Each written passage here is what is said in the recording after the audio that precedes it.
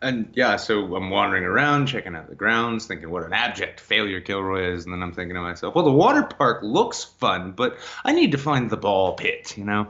So have you found it yet? Have you found the ball pit?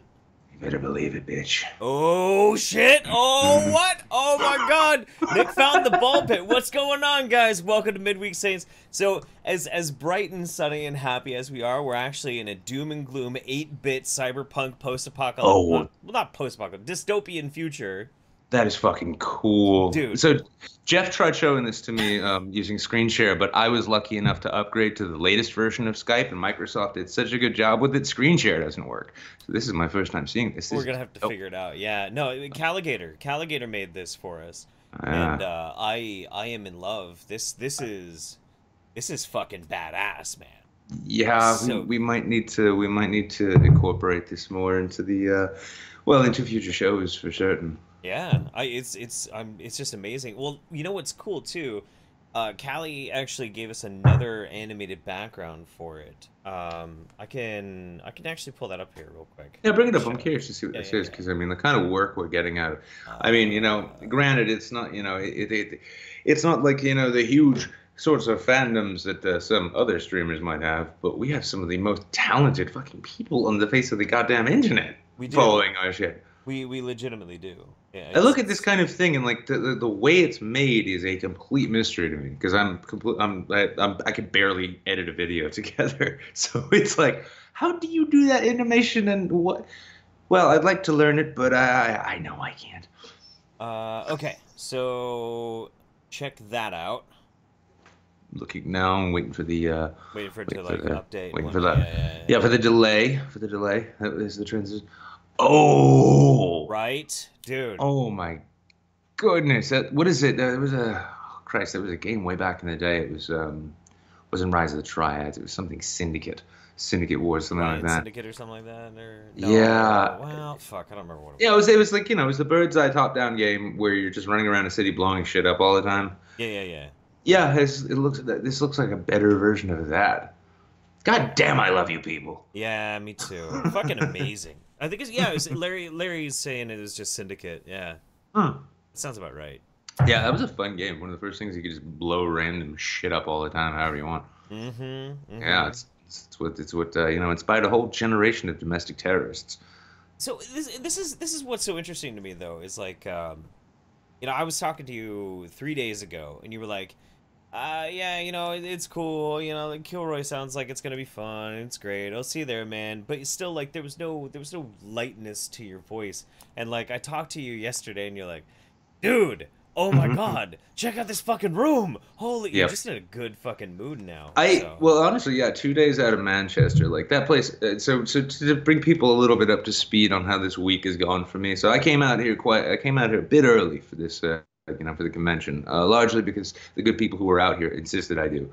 And so Monday, I went down to Concord, Massachusetts to meet up with Vernaculus. Sargon was there for this Proud Boys free speech event. It's like a week full of free speech events, apparently. And that was a miserable fucking experience. It was like New England. It was like on my way out to the desert, New England really wanted to remind me what it's all about with freezing rain, blowing winds, and we were standing in the field that was so waterlogged. It was like standing in a swamp. My boots, this was Monday, my boots were finally dry this morning. Yeah. And it was it was miserable. I mean, I'm not a big fan of Proud Boys, right? But I had to honestly kind of admire the resilience to actually stand out in that miserable shit. And yeah, just New England is a depressing place, which sort of crushes the spirit slowly, and then when it's almost fully crushed, it just crushes it more. And then getting out here to the west, just 2 days out, we got sun, beautiful horizon, just beautiful views, vistas everywhere. You look off into the distance, you see mountains, which if you're a mountain or hill kind of person, you're like, hey, I could probably reach that in a day's walk. No, you walk for 2 days, that shit'll still be just as far away. But it's just the virtue and the beauty of traveling, and also coming out here because this event has been so embattled by people whose really only talent is shit talking things that they don't get to be a part of, apparently. Well, there was over it for a little bit, but it was one of those things that when you finally got here and I saw the people arriving, and I met up with Base Mom and I met up with Sages here, Chris. Sestra's coming out. Bunty's almost here now. Rucka, after last Sunday's show, insisted that we, continue the conversation that we got into before the show ended there. Oh boy. And it's nice because you can just, I'm seeing like not only is this going to be like, a fun thing that they pull off, but it's going to be a genuinely excellent event and a lot of fun. The environment, the food, the atmosphere, the energy to it, even the fact that there's a Cisco corporate convention here. And last night, while sitting around the fire pit drinking whiskey, I got to watch a whole bunch of the Oxford cloth corporate types argue and almost come to blows over how sales doesn't understand what engineering is doing. And I'm just like, you should fight him about that. You really should. I remember my first beer. Oh no, I'm not here for that. I'm here for something else. Don't worry about what I'm here for. And yeah, it's been a good time. It's been and it's going to be one hell of an event. And it's a pity you're not out here already, Jeff. And it's a pity the rest of you aren't here as well. It makes me happy to see you happy. It really legitimately does. It's nice to feel alive again. All I need to do is apparently all I need to do is get out of Manchester for 2 days, and I feel like a human being again. Yeah, Weaseful is saying you need to dunk yourself in a barrel of sunscreen, though. I'm probably going to have to. Today it's blessedly, thankfully it's overcast, so I went for a walk. No. I know you live in the fucking the shit of the Northeast, which is a hellhole in and of itself. The sun is a rumor. Yeah. Oh no, overcast. Overcast does not mean shit when you're talking about Arizona. Overcast can actually mean more of a sunburn. So fucking slather your shit up, dude. How does that work? Legit, it does. Well, I'm doing my best to stay indoors where there is alcohol, which protects me from the sun. And walking, I'll say one thing about Arizona that I've really just having been here a few days now, is the nights. Now the locals complain it'll be 65 and they'll be like, it's so cold.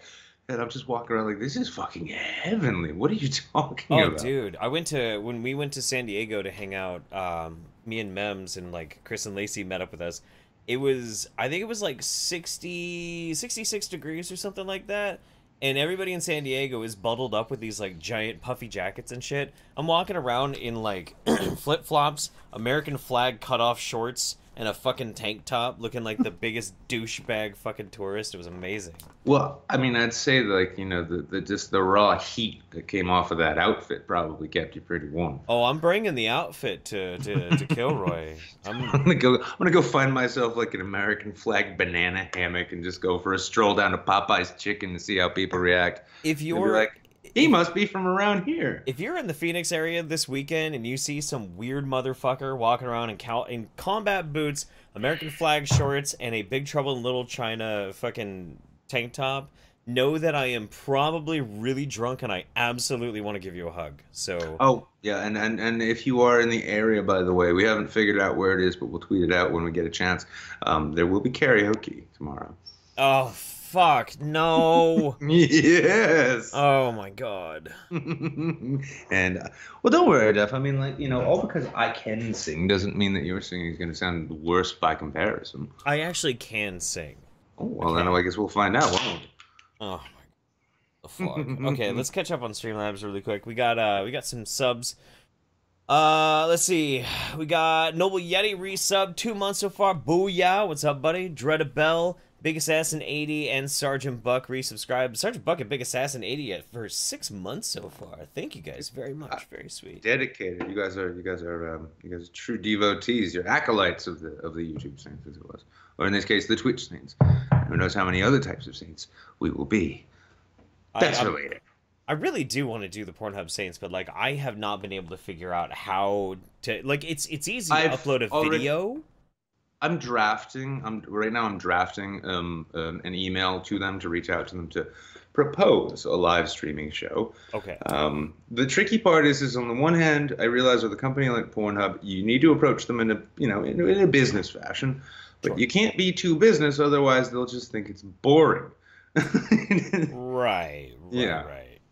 Yeah. No, it's crazy. Let's see, Benji. Oh, okay. Let's address a couple of things really quick though, because there are a few people who are still not necessarily caught up on what happened with Kilroy. So to make it really, really quick, and I can do this super, super fast.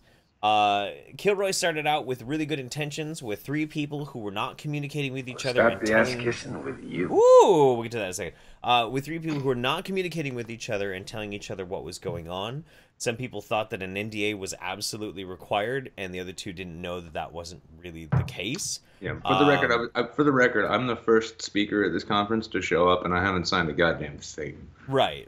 And so what ended up happening is they ended up having to scrap most people who were working on the event. They hired a whole new crew. Every person who requested a refund got their refund. Every single one.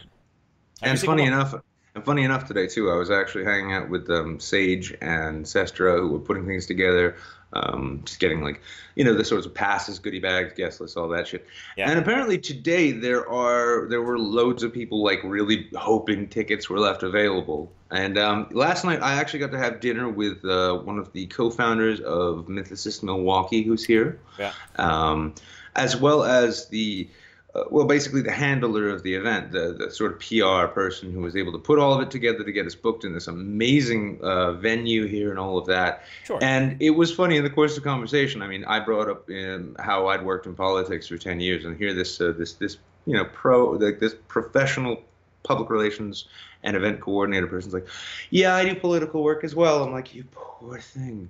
But these people know what they're doing. It was pretty amazing too. Much like this show, it was the kind of thing, like the show that's going to be going on this weekend with this entire event was the kind of thing. It had a lot of challenges, a lot of critics, a lot of bullshit. A lot of things fell through and then were compiled back together with the tips of the fingers. And just like this show, it's coming off like a dream because so many people were so dedicated to getting it done at a time in which it was so embattled and looked like it wouldn't happen, that making it happen became the reason it had to happen. So it's been pretty damn exciting. I'm personally looking forward to actually having that Stop the ass kissing. Finishing or at least continuing that conversation with Rucka that we started on Sunday. Bunty should be getting here, I believe, within the next hour. And one person I'm really looking forward to meeting is Christina Hoff Summers. I've been a fan and admirer of her since Gamergate, and to know that she and I will be speaking at the same event is it's kind of a shot in the arm to the old ego, It's pretty cool. She's a wonderful person. It's going to be a lot of fun. Let's get on to our first news item. It's going to be a little haphazard with the windows making this fit the way I want it to, but our first one we have here is... That's a hell of a mask. The fuck? Where'd it go? Why isn't it popping up? Son of a bitch. Yeah, this comes from... There we go. Okay. From lawandcrime.com. Help us catch him once you stop laughing. Cops tease burglary suspect who used clear plastic as disguise. And it's got a video here. Another one of these toxic gamers. Oh yeah. He was probably the mastermind behind Gamergate, I'm guessing. Police. Oh, I'm sure he was. Police in St. Mary's, Georgia, got a chuckle out of a security video that showed a person allegedly broke into a store in a, odd choice of disguise.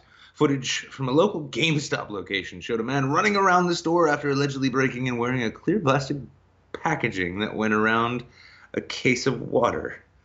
Yes. That was, you can tell, this was not, I might be speaking out of turn here, but I have a feeling this was not exactly a well-planned heist. I'm looking at the dude, and he looks like Oscar Jungel's overweight older brother. Jesus Christ. Sorry, all the Discord notifications kept popping up, and I couldn't actually access the damn scroll bar, and it's still not working. That's impressive. Besides the fact that the plastic bag is clear, it doesn't even hide the man's face. Well, that's part of what happens with clear bags. The same suspect is alleged to have entered another store in the same area wearing the same outfit. Wow, is this Chris Chan? Is he just going after the Sonic cutouts? Is that what we're looking at here? When his search for a boyfriend-free girl fell flat, he decided he'd take up a life of crime. No, if you could actually finish this article, because I need to shut these goddamn notifications from fucking Discord off. All right. The police said the suspect committed burglary, although it is not known what the suspect did while inside the store or if he took anything. Burglary in Georgia is defined as entering or remaining in a building without permission with the intent to commit a felony or theft. So there's not even evidence that he actually stole anything, just that he was wearing a weird fucking clear plastic mask, apparently. You can help us catch him once you stop laughing, the St. Mary's police said in a Facebook post about the craftily disguised gent, providing phone numbers that people can call with information. We'll be sipping water while we wait, they said. I'd need something a little stronger than water if, after going through the police academy and getting maced, just so I could chase this asshole down. I'm just, you know what? I'm actually just gonna get drunk, and when I arrest him, I'm just gonna ask him if he needs a Dasani or something. Man, too good. I like that Chris Chan reference. That's pretty good, actually. It makes me Oh, very that pleased. was probably, you know.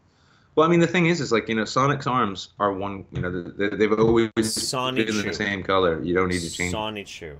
Sonichu. It's not Sonic, it's Sonichu. I'm sorry, I'm sorry, I'm not up on my Chris Chan lore. I hang my head in shame. What? You don't know about Sonichu? That's the whole thing. It's Sonic and Pikachu. I mean, it's an original character made by Christine Chandler. It's Christine now. Christine. Yeah, Christine Chan. Right. Christine Chan made a wonderful character out of Sonic and Pikachu. Sorry. Wait a second, hang on. Does this get to that whole, like, you know, those fan fictions where, like, one character gets another one pregnant? And it's the case, like, I have to imagine it was Pikachu knocked Sonic up, and then Sonic gave birth to Sonichu. And then, I mean, we could spend all day getting into this lore. I mean, what do you think? I mean, you want to spend the rest of the time talking about Chris Chan's original character? Our buddy Duke was at MagFest, and he got a picture of Christine Chandler. No shit. Did you go meet Christine Chandler? I would totally fucking hang out. Oh my god. It is, you know, I mean, as much of a meme as Christine Chan. There is a thing, like, when you see somebody acting that desperate and fucked up, you kind of, it's hard not to feel a little sad, like a little bad for them. It's like, you have to be this. I'm so sorry. Thank you. Well, okay. Like, I would usually agree with you. But Christine Chandler is a very special case because,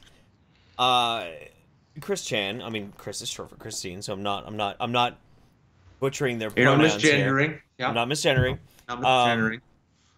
Really does coax and try to cultivate as much internet celebrity as possible. And a lot of that is to try and basically get money for themselves and their grandma. So I don't really feel that bad. It's when people pretend to be a girl that's interested in Chris Chan. That's when I actually feel bad. But everything else, I'm just like, nah, it's fine. I just had an idea, and I mean, this is just, I'm sort of putting my, like, Kid Notorious producer's hat on here, right? So bear with me. But imagine this. Like maybe a midday streaming show hosted by Chris Chan and Coppercap. I don't think they've ever actually been on a show together. Maybe they have. I know. This is why, you know, we need to produce it under the Saints brand, because then we could just, like, cancel all these shows and we'd never have to work again. Well, as long as we take a cut of that. I know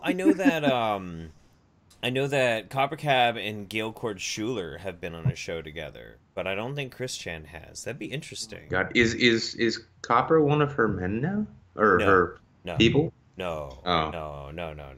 That's too bad. Well, I know. I mean, like, there is, you know, you need to go through the academy and everything, and I'm pretty sure he doesn't have the patience for that. You know. Jesus Christ, Larry! God damn it. Okay, so. What's happening?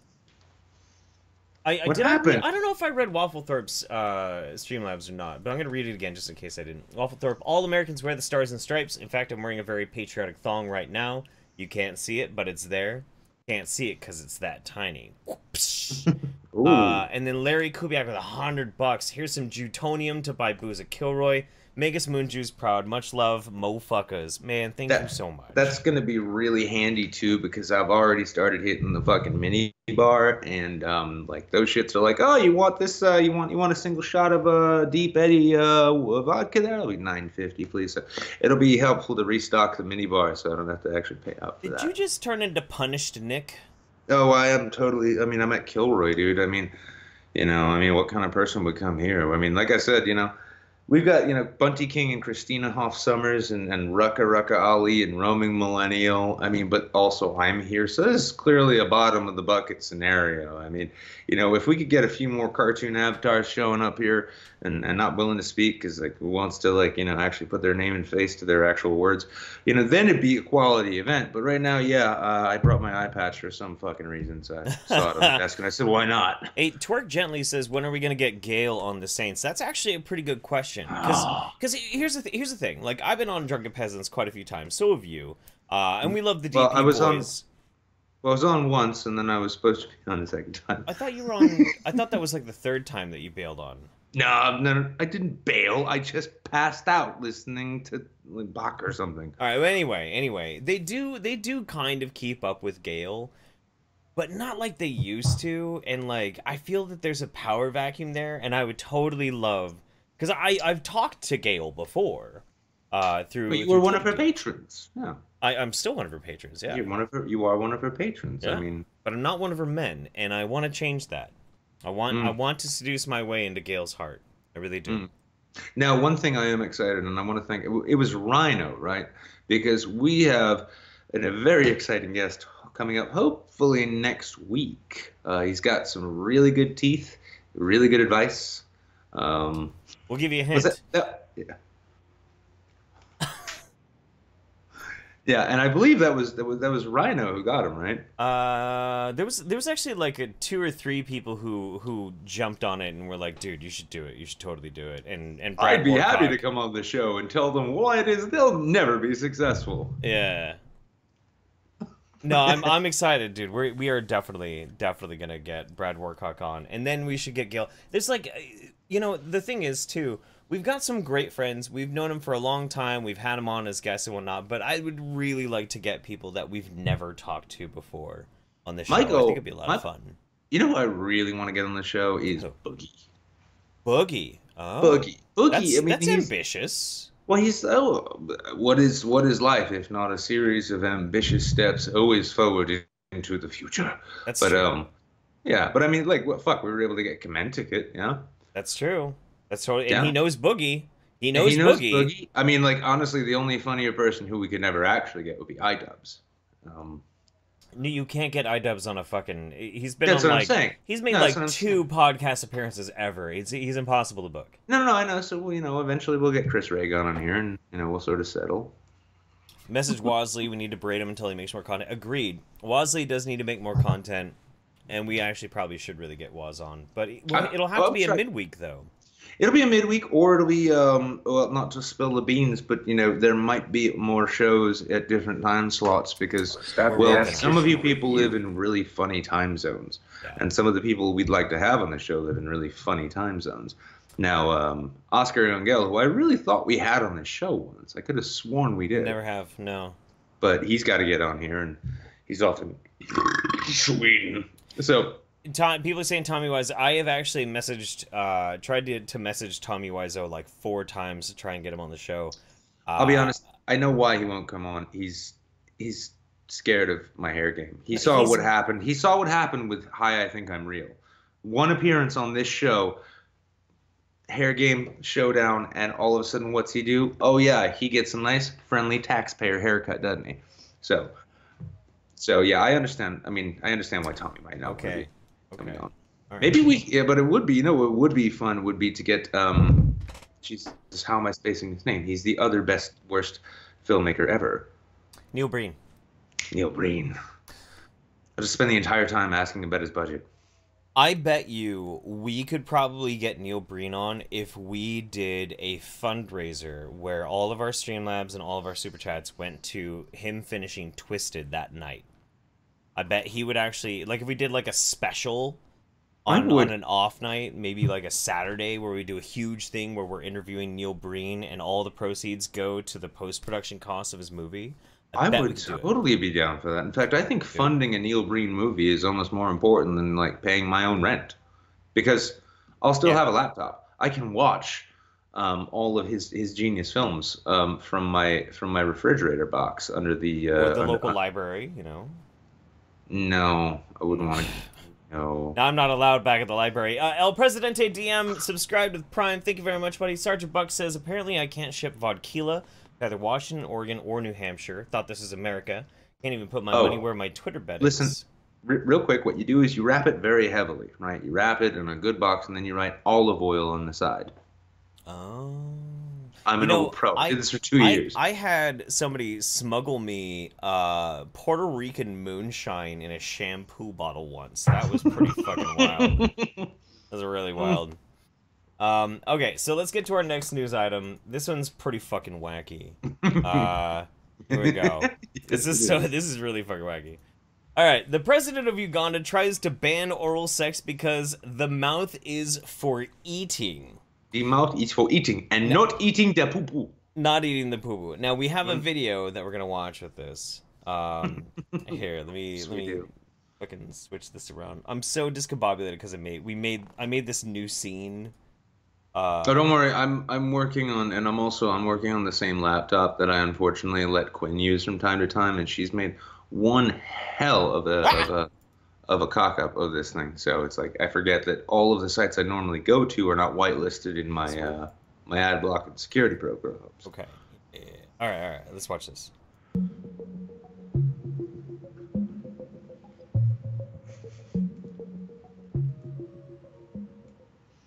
Since Western societies do not appreciate politeness, let me take this opportunity to warn our people publicly. Let me tell it to all the people publicly about the wrong practices indulged in and promoted by some of the outsiders. One of them is what they call oral sex. Oral sex. The mouth is for eating and not for eating ass. Mm-hmm. The mouth is for eating. Okuria. Cham. The mouth is for eating, not for sex. We know the address of sex. We know where sex is. I disagree. I'm going to have to go ahead and take the very firm stance there, Mr. President of Uganda, and say that I firmly, very much, maybe this is a brave position for me to take. If so, by all means, everybody, please applaud. Please clap. That I think the mouth can actually be for sex. I think from time to time, it actually can be. I mean, you know, I think his problem, this guy's problem, is he's never gotten a good rim job. Yeah, that's an obvious one. I mean, this is the problem. This is like Uganda's chief export is rim jobs, which means they send them all out to places like Canada. So there's no rim jobs left for them. That's the thing. I mean, like, all he gets is, like, these subpar rim jobs that, you know, and then he's just like, this is, like, you need to stop eating my ass. Go and eat a salad. This is just like quinoa in Peru. You heard about this? Like, they export so much quinoa out of Peru that the people in Peru now have to pay, like, a premium to eat, like, their basic staple that they were eating the whole fucking time anyway, because they're giving too much quinoa to all the fucking rich white assholes in America. So if Uganda keeps exporting all of their fucking precious resource, which is rim jobs, then they're not going to get any. Suddenly, they think that their mouths are only for eating. This is societal engineering, people. We gotta wake up to this fucking conditioning. The globalists are ruining our rim jobs. Yep, and you know, and by the way, you know, just if you guys want to go and support the cause, because we really need to raise awareness of this very serious issue, you go ahead and you jump onto Twitter and you tweet at the president of Uganda, who I'm sure is on Twitter, and if not, find somebody pretending to be him and tweet him with hashtag save Ugandan rim jobs, and yeah, we're gonna get that trending. We're gonna save the country of Uganda by making sure that they do not suffer from a deficit of ass being eaten. I am now the president of Uganda. The mouth Uganda. is for eating. I am now the president of Uganda on Discord. Namely ass. President Yoweri Museveni blamed outsiders for trying to convince Ugandans to perform oral sex on one another and said he was issuing a public warning about it. Let me take this opportunity to warn our people publicly about the wrong practices indulged in and promoted by some of the outsiders. This is a man who does not want... Outsiders. Yeah, them. Foreigners who are coming into our country and eating our assholes, who are making our country fall apart. It is not my failed economic policy. It is all of the ass eating. Oh, man. Museveni signed the Anti-Homosexuality Act in 2014, making it illegal to be gay in Uganda. Ugandans risk... Yeah. They eat the poo-poo. They eat the poo-poo. Ugandans risk life imprisonment if they are found to be having regular gay sex, let alone the weird gay sex, let me tell you something. It also made it a... This is fucked up, though. It also made it a criminal offense not to report someone for being gay. So if you knew that cousin Federico or whatever was kind of a meh, and you don't mention it, you could go to jail. The thing is that Bobumbuwe had been my cousin for many, many years. Not my whole life, but it's complicated. But the thing is when I found out that he was putting his penis in the man's poo-poo hole, I could not report him to the secret police, and that is why I was whipped. In 2014, after introducing the law, Museveni said oral sex could cause worms.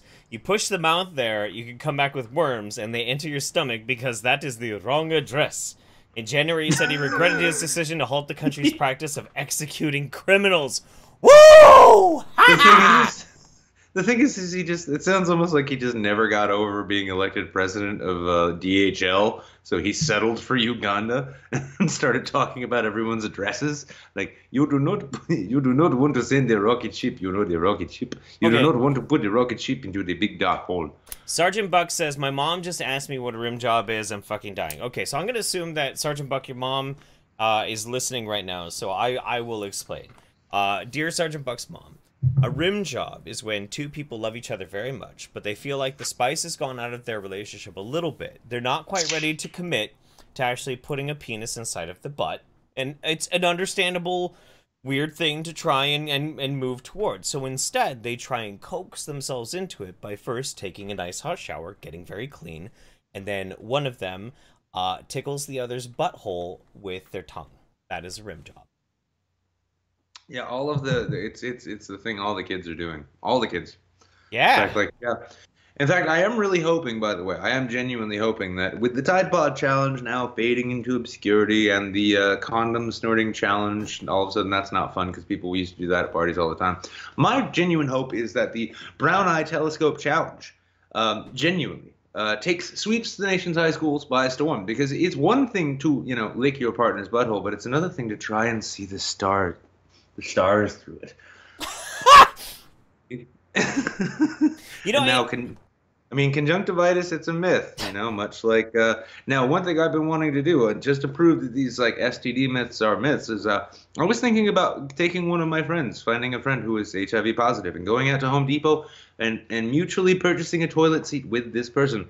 We would share it. We would share custody of the toilet seat, and I would not get AIDS, I think. So, see, this is we're getting into Mythbuster territory here. I don't want to stray too far. Thank you for explaining to Sergeant Buck's mom what a rim job is. Kids, if you're watching right now, go ahead and take the balloon knot telescope challenge and see what kind of galaxies you can see up in that rectum. You'd be surprised. The last thing I'm going to say about the rim jobs is anybody who's like, rim jobs, that's gross, never had one. Anyway, moving on. So... It tickles. It's a thing.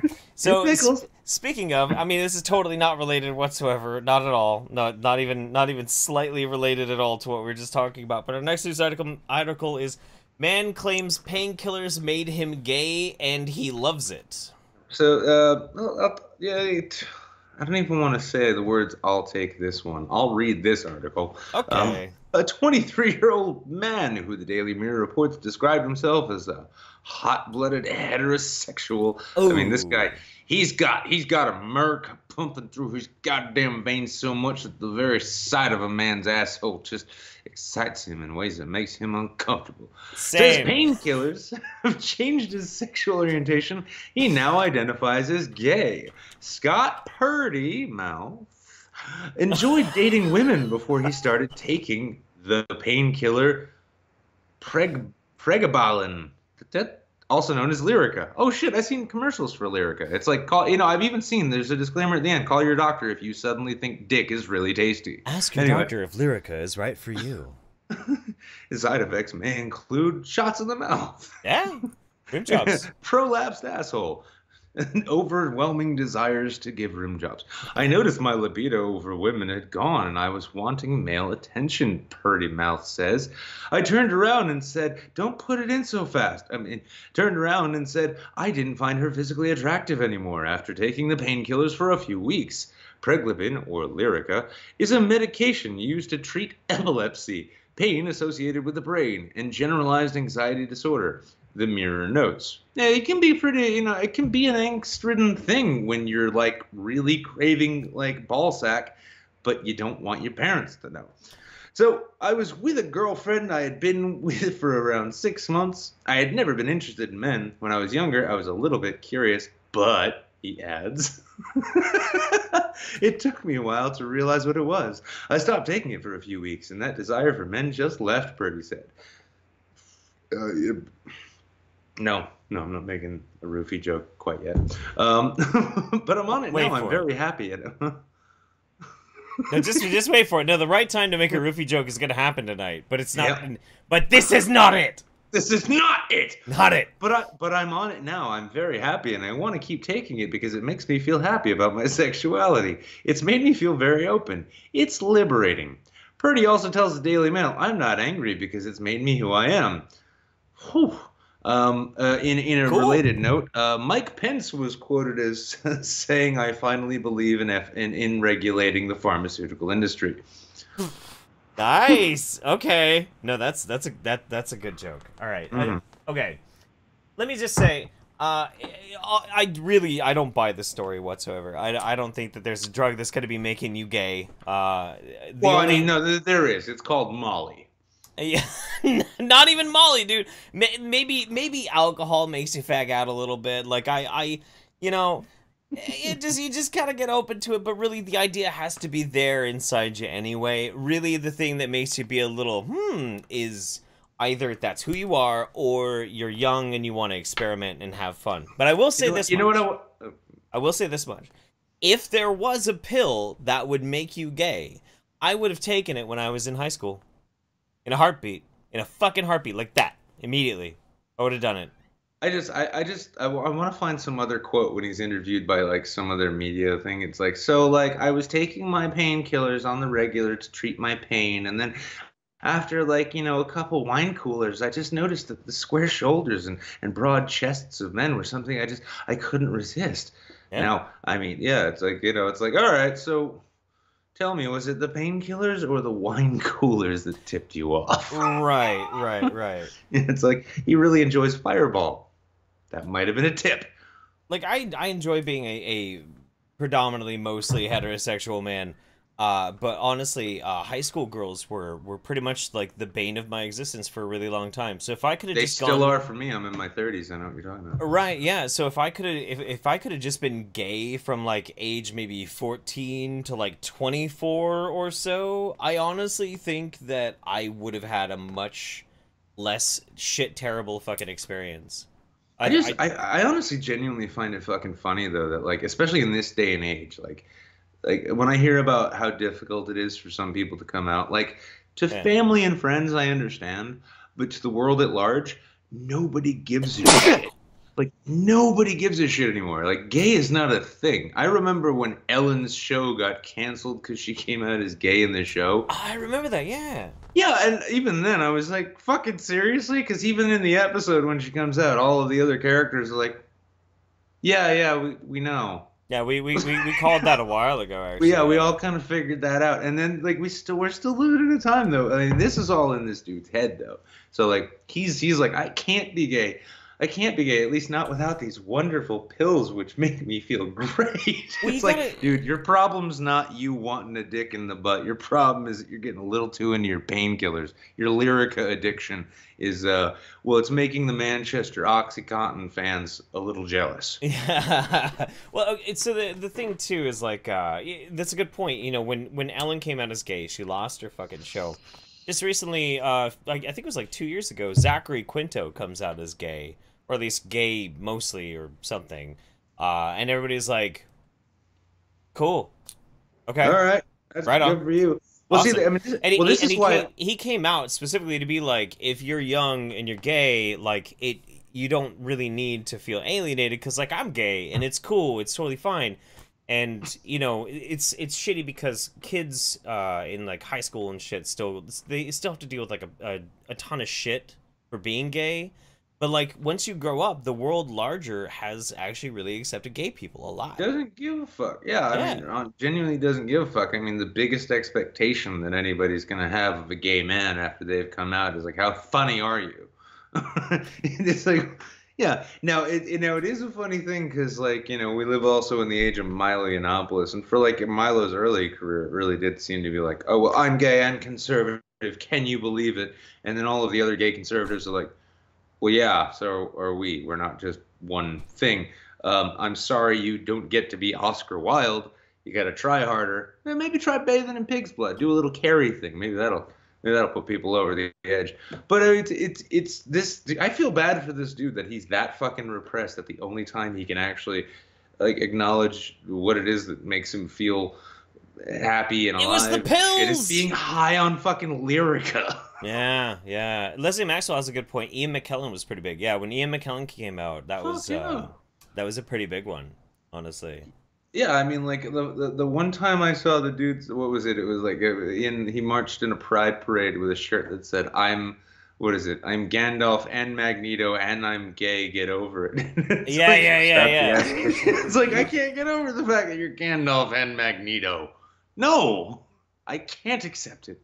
You did it so well. The gay thing, like, fine, but like Gandalf and Magneto, dude, you're pushing it. I mean, yeah, and it's and yeah, I mean, it's been a short, I mean, like the period of acceptance has been within like less than a quarter of my own lifetime, and when you hear about shit like Alan Turing, you're like, yeah, that shit was fucked up. But I'm like, I'm glad to the point where like we can look at this story and be like, it's not even funny that he's only gay when he's high.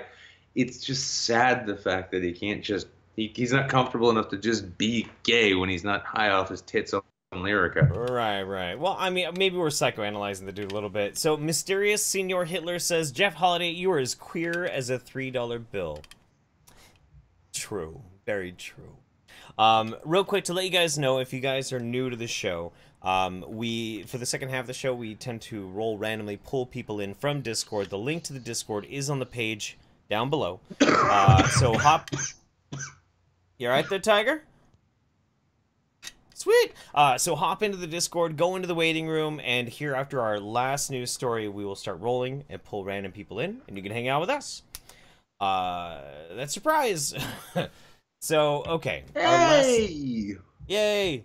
And the only thing you need to do to compete is just gotta be there. Alright, our last news article is... Planet X will destroy the Earth on April 23rd, according to Doomsday Prophecy. Yes! That's right. That's 5 days away. 5 days away. So I get to have my talk, and then the world gets to end. Pretty much. A recycled prediction for the end of the world is making waves on the internet again, with doomsayers warning a planet is hurtling towards a collision with Earth on April 23rd. Conspiracy theorist David Mead is predicting Planet X, also known as Nibiru, will show up at the end of April, sparking an Armageddon. But don't worry, Mead also predicted Nibiru was going to hit the Earth in September 2017, and then in October 2017, and then adjusted his timeline to November 2017, and yet we are still, in fact, here. David, I'd like to say on the record here, and I'm sorry your divorce is dragging out this long. I, too, wish for the world to end many times, but I come up with better ways to do it, like, just blame humanity.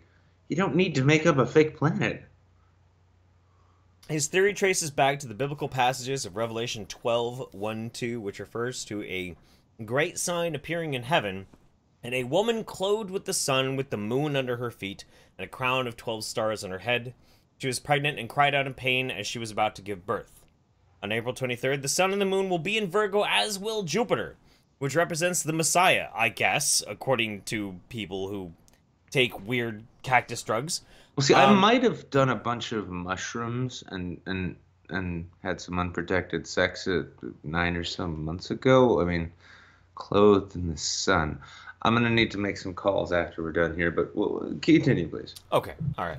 Experts at first dismissed this claim when they've discovered this alignment happens every 12 years. However, the conspiracy theories claim another planetary alignment representing the Lion of the tribe of Judah will make this time the rapture. This theory of Nibiru colliding with Earth does go back decades. That's very true. But according to NASA, the planet in question, Nibiru, doesn't exist, so there will be no collision. The story of Nibiru has been around for years. And is periodically recycled into new apocalyptic fables. Now, this is obviously a disinformation campaign done by NASA to try and keep us placated, so that we're not going to freak out before we die. Yeah. So the idea here being is that they put this out because when this date comes and goes, everyone will feel better. The truth is that, well, the prophecy of Moon Judah says that the lunar Hebrew shall smash unto the blue world on the date of May 34th, 2018. So you have all little over a month to put your affairs in order, finish watching Peaky Blinders, and get ready for that lovely Hebrew hammer to come smashing into you from the sky, because apparently, and I mean, who is this reporting this? Globalnews.ca. Globalnews.ca. If you want, I and my eye patch are available for interviews. I'd be happy to sit in a hotel room that you would be willing to pay for, so I can seem professional, and I can explain the truth of this to you more in depth. But in the meantime, I want everyone to relax and realize that Nibiru is holding a steady orbit on the opposite side of the sun where we can't see it. It's not coming anywhere near us. Because it's in a synchronous orbit with us, and that's where all of our nega counterparts actually live. Well, so if it's in a synchronous orbit, always on the other side of the sun, like, how is it going to travel around to collide with us? It's not. David is full of shit because, unlike me, he didn't finish his University of Phoenix astrophysics degree. Gotcha. No, that's fair. That's sort of fuck you, David. Amateur. Fucking Lion of Judah. I mean, have you even read the Moonju texts? I hope not. By the way, Jeff, I did find out here in Phoenix, apparently there's a locally made brew called Moon Juice. Really? Yes. Shall we drink that on the Sunday show? You know what I think we need? You know what we should do? We should go, like, totally diva with the Kilroy people. We should be like, you know, it's cool. We're very happy with these accommodations and everything, even though, like, the two of us are going to be rooming together, which we were not planning on. Me and Nick were not planning on sharing a room. I don't have enough lyrica for that to be fun. Right. I know. Like, no, this is actually, okay, so I'm about to make a joke, but this is real, though. Me and Nick were supposed to have our own fucking rooms. They're making me and Nick room together. This man is a fucking, like, machine. I don't know if I can, like, room with him. I'm gonna have to, like, I don't know, find refuge somewhere when he goes a little bit too crazy. Gonna go, like, hunker down in Sage's room and pleading with him and Lexi, please save me. And they'll be like, well, I'm busy. I don't know what the fuck to do. But anyway, but what we should do is we should tell the Kilroy people, well, okay, fine. You making us room together. It's cool. We'll make it fucking work. But you have to supply us with moon juice. Mm-hmm. Actually, I don't think that's altogether a bad thing in a rider because I mean, shit, I've got a personal assistant, so. And you know what? I'm not even gonna make my assistant, who hasn't been around at all. It's really good. That's my kind of assistant. It's like, leave me alone. Just stay out of sight. She's not even there yet, is she? No, she's not here yet. Okay. But yeah, no, I will be like, they'll be like, oh, we'll send your assistant. No. My assistant has other duties. What are they? It's like, I'll just be like, go chill in the hot tub. I want them to make others do it because I have to room with. I mean, I've been in proximity with Jeff. Do you know what he smells like? Cacti and burning tires. I really don't know how this whole weekend's gonna go. I really honestly don't. I might not sleep the entire fucking time. Honestly, it's just gonna be like, I know he's got a Lyrica prescription. I know it. He's lying. Sunday rolls around. I'm missing my wife a whole lot. I'm starting to like sprinkle Lyrica and Nick's drinking shit.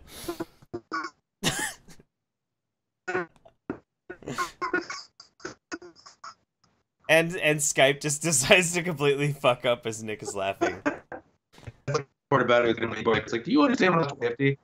Oh my god, this Skype just fucked up. Skype just fucked up so epically with that. Your laugh just lasted like 10 seconds. That was amazing.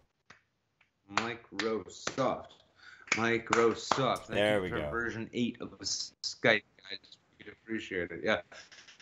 No, the worst part about it is going to be you're just going to be like throwing Lyrica. You know, if you throw Lyrica into like a nip of vodka that comes out of the minibar, which costs more than like the annual deductible of an Obamacare plan that can afford Lyrica. So yeah, it's this whole thing's gone Pete Tong. I don't know what to say.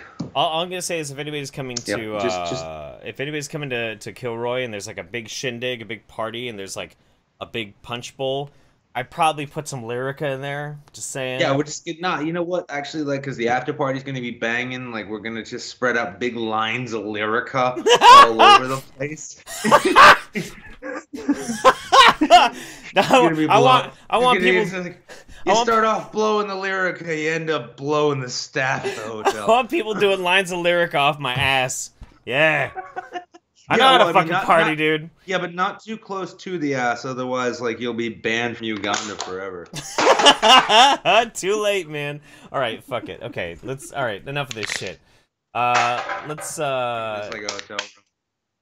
Are you trashing our room? Stop it! It's my room right now. It's gonna be my room in, like, fucking 18 hours, man. Wife? What?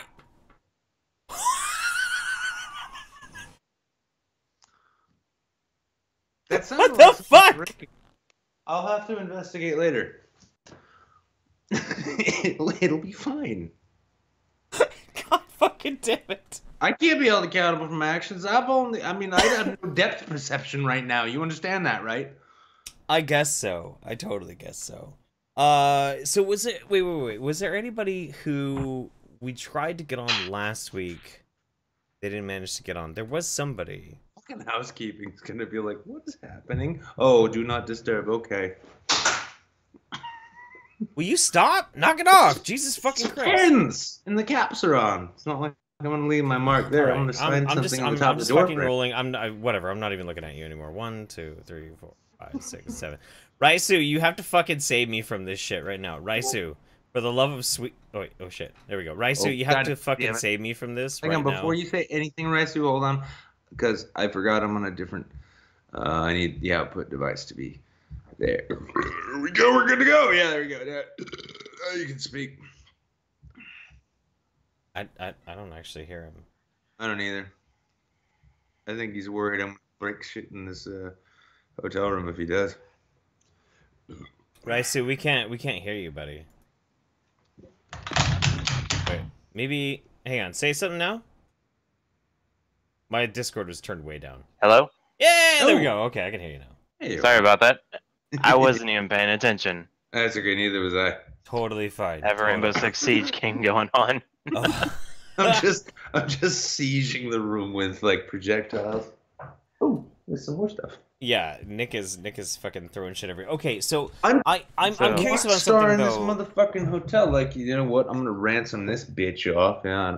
So there's you, Raisu, and then there's another guy that I know named Rimshi. Which one of you is coming to Kilroy? I'm coming to Kilroy. Yeah. I'm flying out tomorrow morning, actually. Oh man, sweet. Are you staying at the same hotel that the event is at? Yes.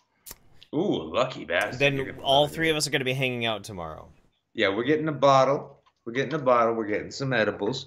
And there's a fucking jacuzzi downstairs because, you know, this event is such an abject fucking failure that we managed to get a 5-star resort with a jacuzzi in every wing. Is marijuana legal in Arizona?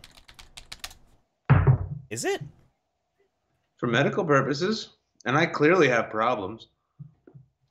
Yeah, no, it's not recreational in Arizona. I'm just speaking medicinally. All right. Well, but still, that I'm winking, but can't tell. I need a break from Nick. He's making me stressed out. Raisu, talk some sense into him, please. One of the things I do love, though, is literally, it's like a block from the hotel. Like, we don't even have these in New Hampshire. And there's a fucking dispensary, like a commercial dispensary down the street. And it's like, what? Why? This is a red state. This is the home of Sheriff Joe. This is the home of Jan Brewer. And they have dispensaries.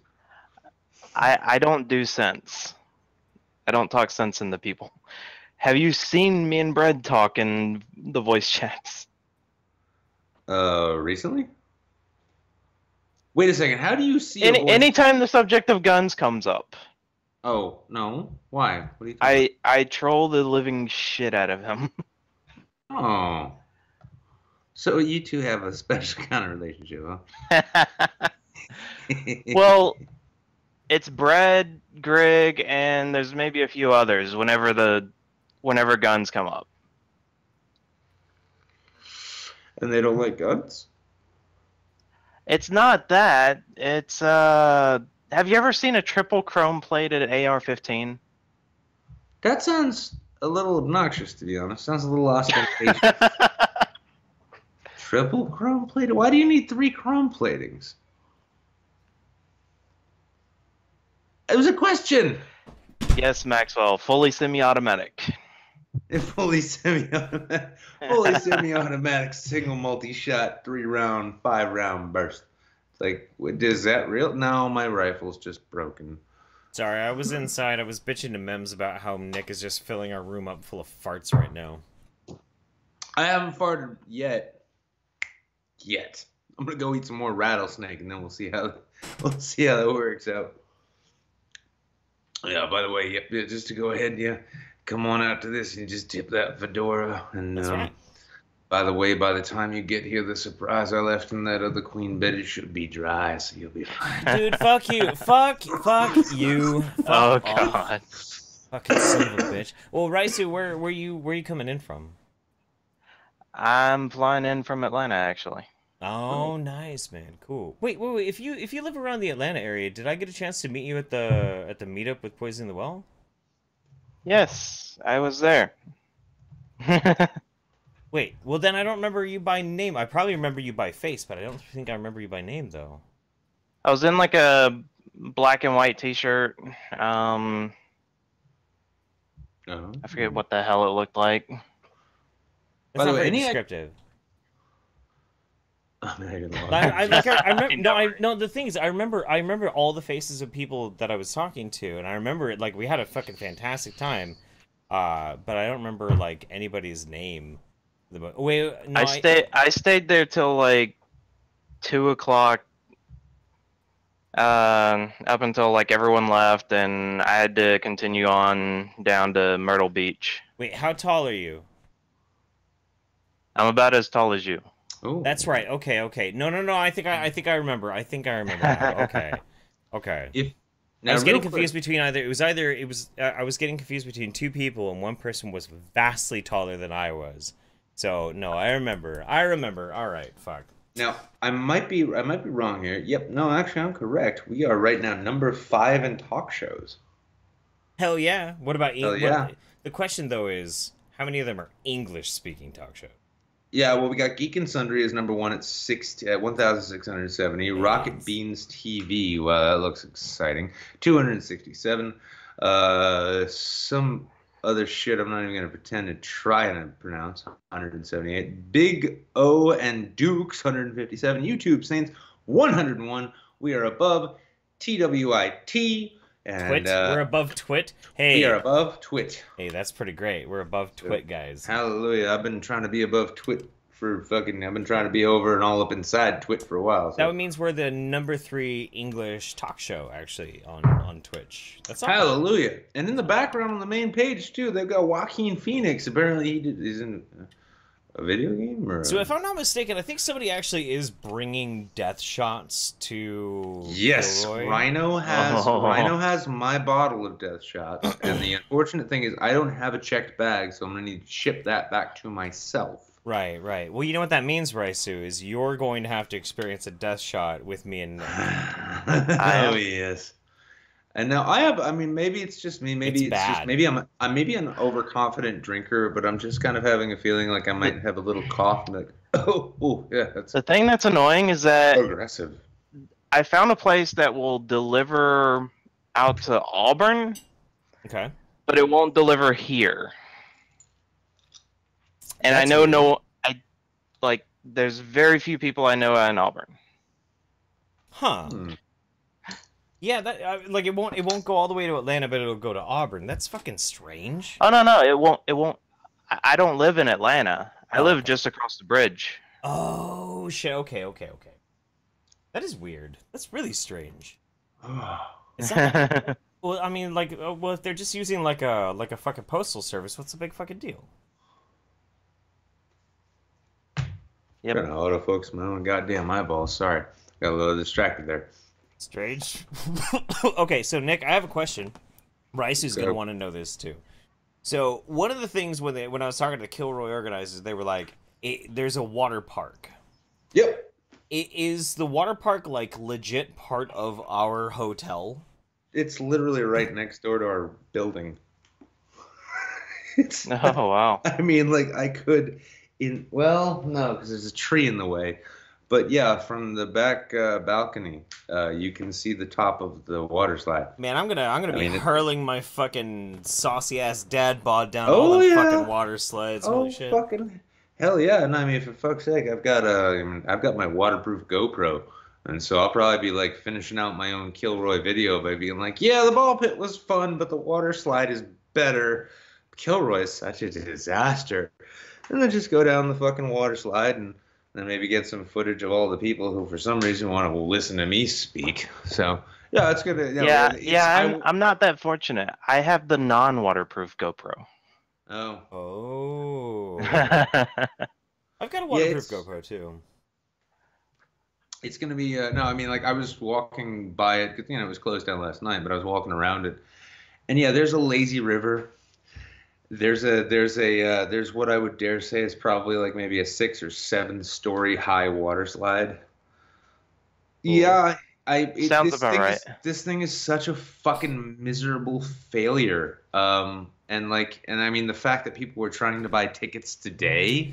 I don't trust those fucking like super tall water slides though. There was that one that recently that little kid fucking died on and shit. It's not one of the straight drop ones. It's not one of those. And it's mostly enclosed. What I saw is that it seems to go down at an angle and then it turns and then it goes steep and then it levels out and goes around, and I think it's mostly enclosed. And also why you such a pussy? Let me see if I can find this one that we had out here. See, I'm really feeling bad for like people with only one eye, because I've noticed that adjusting an eye patch is a pain in the dick. This might be a decent enough picture. What is this? The image address, and I'll put it in a during show. But yeah, this place itself, so like, is it's absolutely the structure in that image. It's got like I think 4 different slides. Okay. Oh shit. Okay, that's. So you have the 2 that come off the side. Oh wow. That have the tunnels, and then you have the 2 that are kind of more vertical drops. Yeah. Okay. Yeah. I'm honestly looking forward to the lazy river because. I for one, I love the notion of just like. Why are you such a pussy, Nick? Just Why relaxing. don't you want to do the crazy one, Nick? Oh, I'm gonna do all the crazy shit, and then I'm like maybe eat a little edible or something, drink a bunch of whiskey, and then just pass out in the lazy river. So Nick, is it one of those slides, kind of like that one in the center? No, I didn't see one of those. No, that's a different water park, I think, unless that's the one. I mean, like, go ahead and look up. No. This is one that's out near me. Okay, yeah. I mean, if you look up Arizona Grand Resort Water Park, might be able to find something through that. Anna Hot of Hearts just says donate for waterproof GoPro Bukkake film. Anna, you're not going to be at Kilroy, so I don't think it's happening this year. It's like, all right, how we going there, Daniel? Oh yeah, the Oasis Water Park. Okay. Yeah, well, I mean, we're gonna do our own Kilroy in New England called Depression Fest. Your own Kilroy with ball pit and hookers? No, not even ball pit and hookers. Yeah, no, it's just gonna be Lyrica and Depression. Just basically a whole lot of sodomy. But yeah, we got a water park here. The bar's not bad, little overpriced. We got fire pits, and the great thing too is I'm actually going to be trying to film a video on site here. My hope is to take a casual stroll through the golf course while people are trying to play. And why don't we go play golf? I'm a really fun person to play golf with. I've never played golf. I've played golf with my friends, but never with my co-host. Fuck it. You know what? Yeah, well, let's you know what? Let's do a Saints golf. We'll record the thing too. Yeah. We'll be like, this is as waspy as we get, folks. This was a pretty white show to begin with. I will show you how I play golf. Like, you get a Bluetooth fucking speaker, you blast nothing but Led Zeppelin. You've got like straight whiskey that you're cranking with every fucking hole and cracking. Just driving. Drive the cart around like you're in the fucking Tyler the Creator Tamale video. Dude, no, you don't. No, you don't get the cart. Don't get the cart. You walk because you want the heat and you want to walk so that you have to keep drinking. Because if you get that cart, you're gonna just drive it into a ditch because you're gonna get way too fucking drunk. This is an endurance sport. It is copious you say that like abuse. It wasn't counting on that. It's copious alcohol abuse. But you're sweating out the booze, so you have to keep golfing and keep drinking to keep it going. Like, you have to. But my thinking is more like make it like a kind of Mad Max thing, right? We film the whole thing with GoPros, and we crash the fucking golf cart, and we need to make the rest of the links on foot now.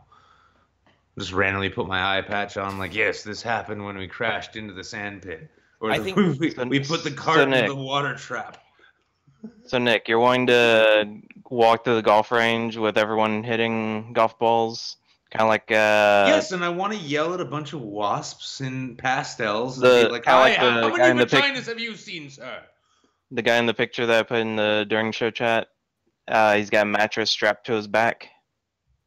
During show chat, sorry, I've been... Oh, yeah. No, Nick's talking about just like walking through as like a regular golfer, just like randomly belligerently yelling at other golfers. I'm talking about walking through like Gary Edwards when he does his walks in the woods videos. Right? He's got his camera. I want to do that while people are playing golf, and they'll be like, "Hey, like, shut the fuck up! I'm making a video, dickhead." Just anyway, sorry. Brad up on the hill there isn't really appreciating me fucking up his 9-ball, his fucking 9-iron game, except everyone knows Brad's 9-iron game is shit! Yeah, fight me, bitch! Anyway, back to what I was talking about. We're gonna get us kicked out of our own room. And look, I am gonna get myself kicked out of Phoenix, okay? Don't worry. You can blame it on the Lyrica.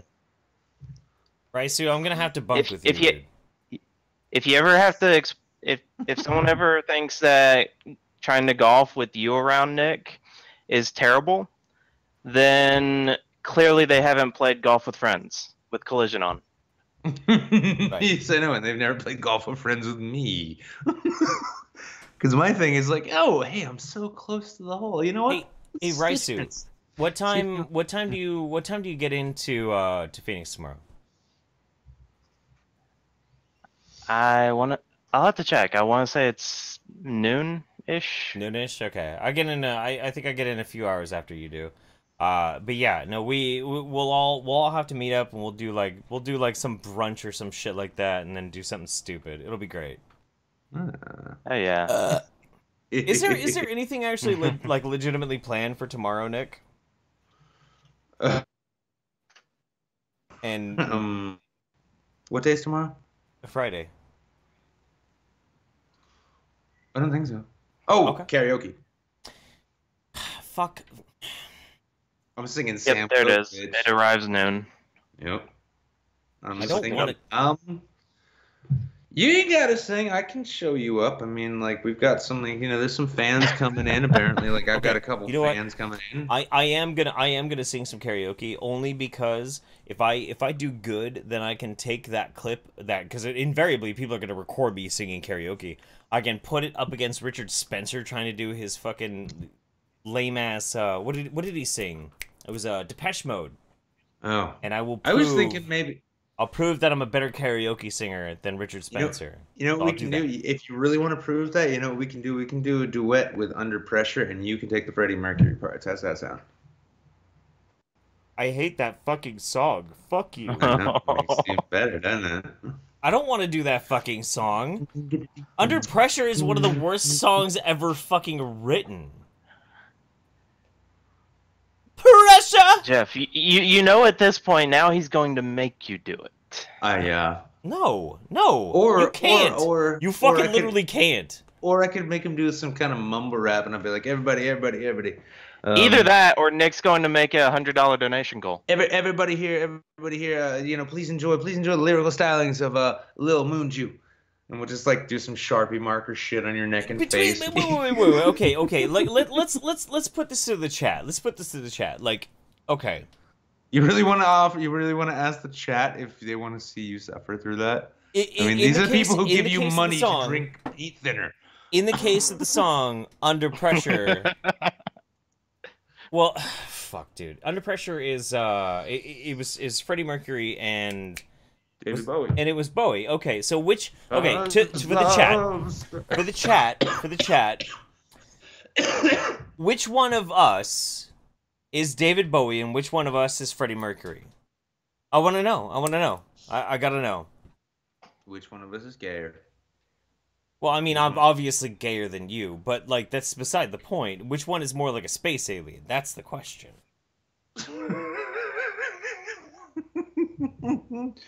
Yeah. Who has... They keep saying you're Bowie. God damn it, I guess I am Freddy. Fuck. Galled it.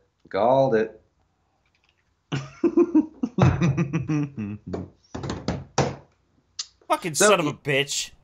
'Cause love's such an old-fashioned word, and you're fucked now. You're doing the Freddy part in the song tomorrow. I've embarrassed myself enough, so I'm gonna stop. It was good, though. That was good, Nick. That was good. That was actually really good. Fuck you, Nick. Fuck you. Don't stop farting in our room. Fucking sack of shit. All right. Anyway, so all right, Raisu. So here's what you do. You record the entire thing, and you have people donate to see the full the full video of it. God damn it. That was actually really fucking good. Fuck you, Nick. I just wanted to do the Freddie Mercury part. I can't even think of it now. Is somebody outside of my room asking if Stop the ass kissing with you. It was just a Bowie impression. Bowie in space. Do they smoke grass? You did or something. Do they smoke astroturf? You definitely did something right. Larry Kubiak with a big ass donation. Hey, Muscle from Brussels here again here. It's 3 a.m. and I'm crashing. Gonna hit the sack. But do buy a case of moon juice for future death shots. Stay off the Lyrica. But do eat ass. Enjoy Kilroy, my dudes. You know what, Larry? We fucking love you, bro. We'll do you proud at Kilroy. I fucking promise, man. What the fuck? You hope we've been doing pretty good so far. Huh? Sergeant Buck, I hope you can hit those Freddy notes, dude. Nobody can hit Freddy notes except Freddy, but I can kind of get a little bit into it. I could do a good David Bowie. I could totally do a good David Bowie, but like Freddy is. It never rains, but it pours. Jeff, just have a helium balloon on hand. There you go. Oh my god, all of the colors are wrong now. What the fuck? I need to stop wearing that thing. Everything is purple in one of my eyes. This is bad. I want to hear Jeff try to do the bit before Insanity's laughs under pressure. We're breaking. No, look, like, okay. You know what's gonna happen is, like, as soon as we're done with this show, I'm just gonna listen to that song over and over again and practice, and then cry every time because I can't fucking do it. You know what? Just anyway, right? So anything you want to toss out there? Like, we should probably get a couple more people in as a guest. We'll be hanging out tomorrow. Definitely. I do want to get you guys drinks. That's for sure. Maybe we'll get you drinks. Fuck you. As tell me about business, devil woman. Whatever. But as for shilling anything, just kind of gaming related. Yeah. There is a 7 Days to Die server for the Saints Discord. Okay. And for anyone else that wants to use it. Okay. Okay. Is there a like a handy website for it, or? I'd have to pull up the link again and get it back into gaming text. Okay. Well, send it to me in a DM on Discord, and we'll take care of it that way. Okay. But yeah, I remember like there's been I know I've seen a lot of people have 7 Days to Die, and there's been people showing interest in it. Sure. I think you recently got it. I did. Somebody sent it to me, and it's a good game. I like it. Oh yeah. Okay. Cool. Right now it hasn't been played all that much. That's very true. I swear to God, stop it! It's building up in me. I had to get it Okay, out. Raisu. We'll see you tomorrow, buddy. All right. All right. Yeah. See you later. If you have not gotten a chance to like hear from me or meet up with me by like 3 p.m. In Phoenix, then DM me on Discord. And we'll figure it out. We'll make sure we hook up. All right. Yeah. And to everyone who All right. to kill. All right. If Later. you haven't seen me or heard about me doing something terrible, call the police. I'm probably in danger. I am just so overwhelmed right now. I swear to God, you are stressing me out, woman. Swear to God. But I mean, but you get to hear me sing tomorrow. In fact, I think all of the Saints get to Oh, hear me yay! sing, 'cause we're gonna put our Saints karaoke up on the channel, aren't we, Jeff? Right? Maybe. Yeah? Next up on the show, we got Connor. Connor, what's going on, man? Connor, you're looking for John Connor. Thing. John Connor. Nope. Fucking Arnie got to him. God damn it. I guess so. Pinky's up and press F to pay respects to Connor. It's gonna God keep damn, like, everything is still purple on one half of my vision. It's fucking movie. Connor. John Connor. John Connor. Refresh the page, John Connor. Oh, it's because he's on the website version of Discord. For some reason, I've noticed, because of the way like everything's set up, a lot of times when you connect through the website, if you don't use the actual app, kind of fucks up a little bit. You know, Wait, Nick, hang on. Connor. Alright. He was there. I Connor? heard him. I thought I heard him. I thought I did too.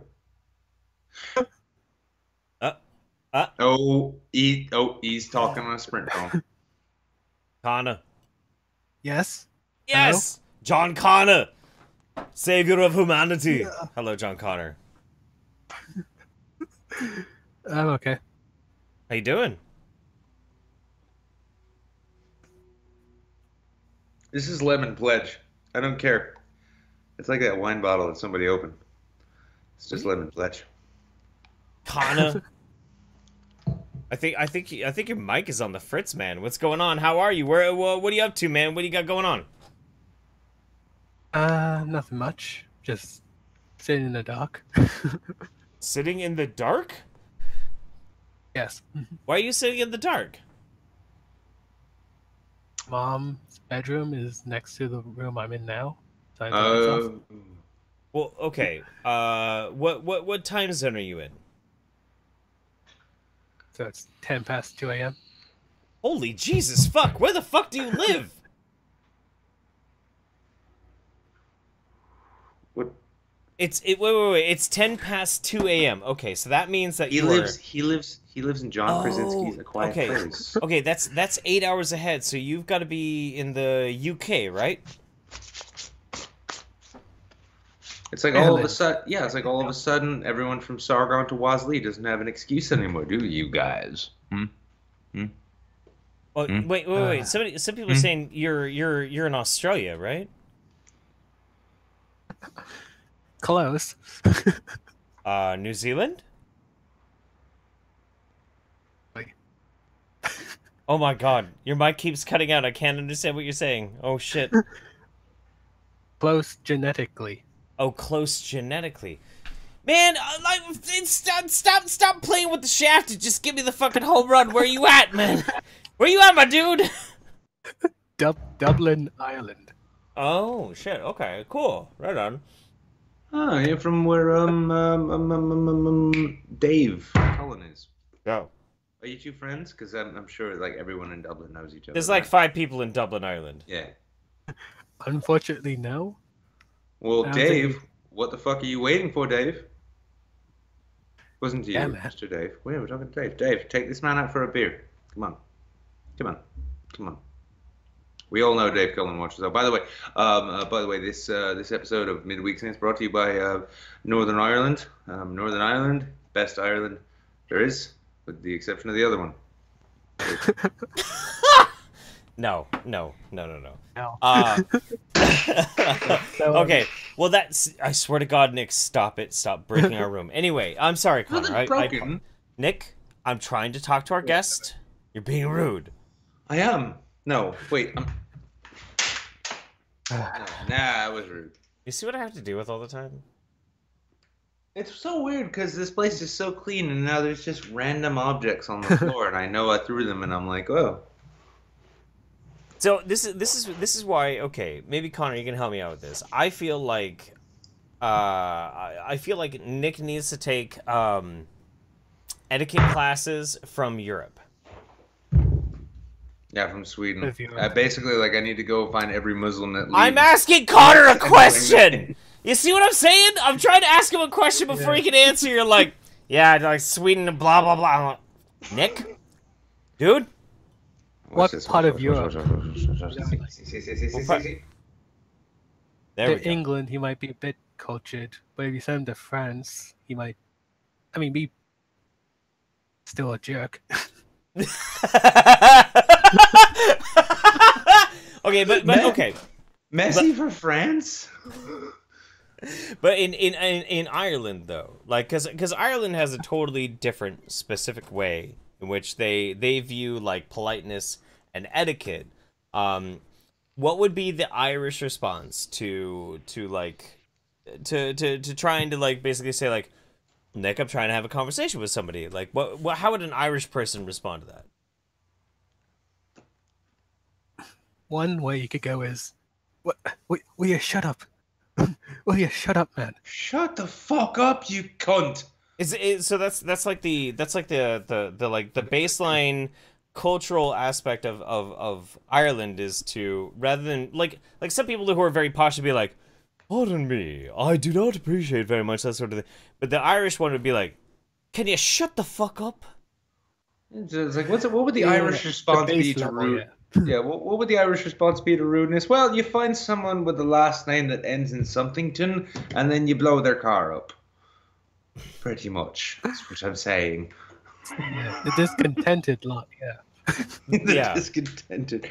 Actually, what was funny, I was hanging, because I mentioned at the top of the show, I was hanging out with Vernaculus earlier in the week, and he had this amazing European UK tour trip that he had. And his favorite spot throughout his whole trip was Dublin.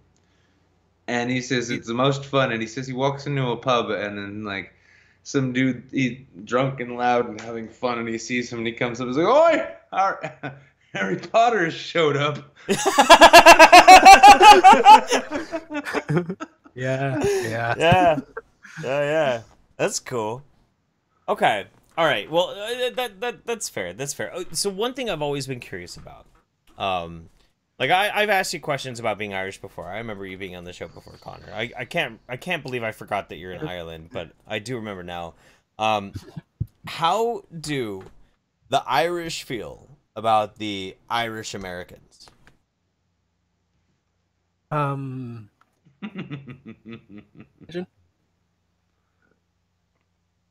Neutral, I'd say, at least.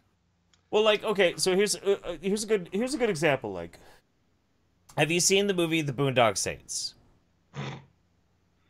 Yes, I have. Okay. And so the Boondock Saints is obviously kind of like a caricature of like Irish Americans and that sort of thing. Wait, But- Jeff, I got to stop you there. Hold on. That is not a caricature of Boston Irish. With the exception of the bad accents, it's like, oh, I'm going to smash a guy with a fucking toilet. The bad accents are bad enough as it is, though. But that's the question that I wonder, because like there are a lot of cultures who are very sensitive about their heritage being represented kind of weirdly. So I'm wondering, like, when the Irish watch a movie like The Boondock Saints, do they just like it because they're like, fucking Irish? Or are they like, God, their fucking accents are awful? Somewhere in between, I'd say. Yeah? Something like, why in the fuck did you put We'd roll our Billy eyes at something fucking really Connolly bad. as our dad? Hang on, Nick. What were you saying? Bad Irish accent, we'd roll our eyes at. But Yeah. if it's a good story, you know. How did if you it's not feel too that about- piss out. That's cool. That's cool. Well, how did you feel about like a Scotsman, Billy fucking Connolly, being cast as that? It's like you're looking for a fucking Irish actor. There's plenty of them. You could have gotten Aidan fucking Quinn, but you get Billy fucking Connolly. The fuck is that? Everyone likes Billy though. Yeah, no. Oh yeah, How no, can you everybody not like loves Billy Connolly. Everybody fucking loves Billy. Basically, yeah, he's like a savage-looking John Cleese, basically. I have noticed like the Scottish versus Irish rivalry really only actually exists in America, whereas like the actual Irish and the actual Scottish get along actually pretty well. Because they both hate the fucking English. Yeah. No, In America, we all like to LARP and be like, Irish, oh no, fuck you, Scottish, like, oh no, fuck you, we like to play it up like a bunch of fucking spurgs, but I don't think it's like that over in Europe, is it? That's not Europe. It's UK. I have a cousin, right, who moved over to Baltimore like years ago. The Irish make so many bad decisions. He joined a thing called the Ancient Order of Iberians. Okay. I know what that is. I know what that is. He became the president like last year. And I think just because he's actually Irish. He has like this leadership station now. What is it? Every time. What is that? It's a fraternal I think it's like club. an ancestor cult. Yeah, it's basically it's like the Rotary Club, except you come from Ireland. That's basically it. It's like it's the funniest thing. Now, here's the thing, and Jeff, you actually might be able to attest to this. Now, well, actually, you've never lived in Boston or been around Boston, have you, Jeff? I went through Boston a couple of times. Okay. Yeah. Funniest thing, I've spent a lot of time in Boston. I met more fresh off the boat Irish in New Orleans than I ever met in Boston. Mm-hmm. And I brought them up all the time, and they're like, "Why the fuck would I want to go to Boston?" Yeah. You make a good point. Well, yeah, dude. No, fucking Ireland's cold, man. Like, why the fuck would you move to Boston? Move somewhere cold warm. and rainy and miserable and drunk, and Boston is exactly that. And all of the Irish who are there are like 20th generation fucking Americans because they breed when they're 13. Right. And it's just like, yeah, I'm fucking bro, I'm fucking full Irish. No, I'm fucking full Irish. I'll fuck you up, you fucking cunt. The Irish learned our lesson about cold when so many of us underestimated how cold the Arctic would actually be. Mm-hmm. Because a ton of us became Arctic explorers back in the 1800s. Yeah, dude. I'm fucking English, keep going out to fucking India and all that. Fuck that. You know what? We're gonna go discover what the top of the fucking world looks like. Why did we do this? Why did we do this? Well, you know, the fucking look, honestly, he was like, it'd be a good idea. Let's just go to the top of the world and just see what's there. Just get up there. Fucking asshole! What a Irish. Fucking stupid idea! Why did we do this? They kept thinking we were so, or they all think we're so drunk we couldn't find our way here. I'm sorry, Stand this. I'm sorry. I'm butchering our fucking native accent. I do apologize. I'm Finnish and Irish, like, predominantly. So, but I have no capacity for an Irish accent anymore. I've been Americanized. My native accent has been ripped out of me by this American colonialism. My apologies. I too enjoy finding I'm the half love of American my too, life so. buried in a field Wait, you somewhere. what? Wait, you what? And so, I get it. He's a I pin. get it. Did you say you're half American? I've said this before. Nobody's half American. All Americans are half something else that's more interesting. Yeah, That's usually. what makes us American. Yeah. Yeah, that's why our accent is a dead neutral. The American I'm in way, The American way is taking credit for shit that has nothing to do with you. I love St. Patrick's Day. That's how I show that I'm Irish. You were born in Scottsdale. Shut the fuck That's what I up. take credit for. Oh, so, well, actually, here's a question though. So this entire event that we're out, well, I'm out at now, and Jeff will be at it shortly. Now, Kilroy, what is there a cultural significance that you find with that? Even like a lame shit cartoon. I don't care. Dead air. No, he's trying to talk because of the way that Discord works. When you're talking, it cuts him off.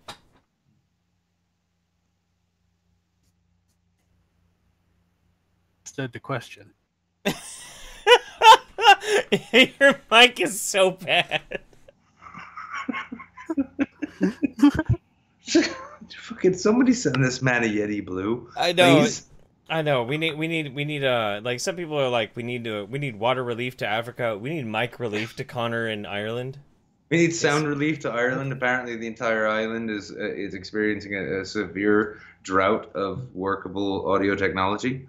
So if you could send, I mean, even if for just the cost of a lavalier, you can allow an Irishman to express himself on a Twitch show once a week. For just the cost of a straight-up Jameson, you too can help sponsor a poor Irish wee lad to get himself a decent microphone. There's a reason Sarah McLachlan is so charitable. It's because of the name McLachlan. And she wants to help the animals, namely the Irish who have shitty microphones. I'm not saying the Irish are... Listen, I'm sorry, that was my English blood. It was boiling up in my veins. I had to call somebody an animal on the bet, and there were no Indians around. Bunty hasn't arrived yet. You're about to start a fucking race war. You realize that, right? Well, I mean, for fuck's sake. All right, anyway, no, fuck it. All right. Connor, anything you want to shill, anything you want to promote, man? That I can think of, but I do want to ask Nick something, right? What's that? Is there a Londonderry in New Hampshire or something? Is there a... Oh, yeah. Londonderry. No, we have... Okay, I grew up in Londonderry. We also have a dairy. And, of course, we have a Manchester. But Why there's a Londonderry? Because just like the people who live there now, the settlers of original New Hampshire hated themselves deeply. Yeah, so you know about the difficulty in Northern Ireland? Yeah. No, it was a funny thing. Even I remember in it was like junior high or something before we'd really been taught geography because we're Americans and there's only one country on Earth apparently until you're in ninth grade, and someone's like, yeah, I remember the president saying that he wishes the world could be more like Londonderry, and then I found out what Londonderry was really like. I'm like, it still doesn't make any sense. I mean, when I talk to my English friends, and they're like, "Oh, what's Manchester in your area like?" I'm like, "Well, there's a lot of drugs and people stab each other." Oh, fuck! It's just like our Manchester. That's great. Well, okay, Connor, so New England just copied the old UK as much as it could it took all of the worst parts about it and said, you know what? Let's just make a society out of this. Well, Connor, much love to you, buddy. Much love to you, and we'll speak again soon. All right? Yeah, hit me up on Discord if you want to shoot the shit about how awful Londonderry and Derry are, because we can trade notes. Oh yeah. Cheers, brother. All right, so over on the dashboard, we got Anime Moon has subscribed. Thank you very much. Caligator says, here's the last of the bits. Sorry I got in late, fellas. Glad y'all are enjoying the set. Also, don't forget the after show. And that's true. After show every Thursday and Sunday night is at twitch.tv/Caligator, Caligator, Caligator. We're going to roll one more time, get one more person in. Just in case this person does not actually get in, once we've rolled, don't just hop out. Give us a minute. Make sure that we try to get him in. 1, 2. Yeah, once I go and replace the missing pack of cigarettes that I lost. The one thing in this hotel room I didn't throw, I just lost it. So once I get those again, apparently Rucka and Bunty have just showed up. Really? Well, Bunty just showed up and Rucka is about to. Oh yeah, no, they're both checking in now. Motherfucker. Yeah. All right. Lese Maxwell. Ooh. Hello, my love. Hoping to find you both in good form. Nick is farting all over my hotel room. I don't know how good form we can actually be right I now. haven't busted ass once here. I'm just throwing objects. You know what? Although to jump slightly onto what you asked Connor sort of thing, I don't know what it's like in Dublin, but from my neck of the woods, if somebody's being rude to you, you would tell them to wind their fucking neck down. Wind your fucking neck in, mate. What Wind the your fucking neck down, wee boy. Yeah. Wind your fucking neck down. That's a weird one. I have to piss like a wizard. I'll be right back.